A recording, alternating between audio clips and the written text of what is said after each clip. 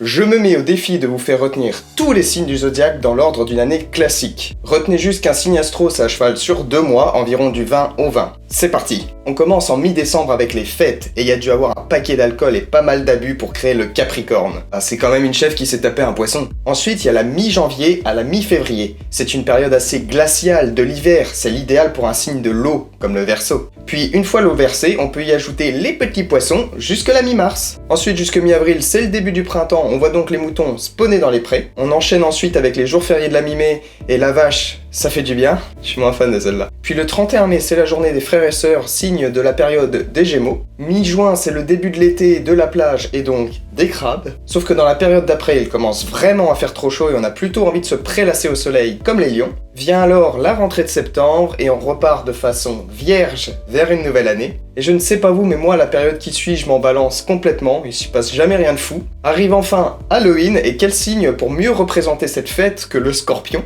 Et enfin, la dernière période, c'est la préparation de Noël, et tu auras uniquement un cadeau si tu as été sage.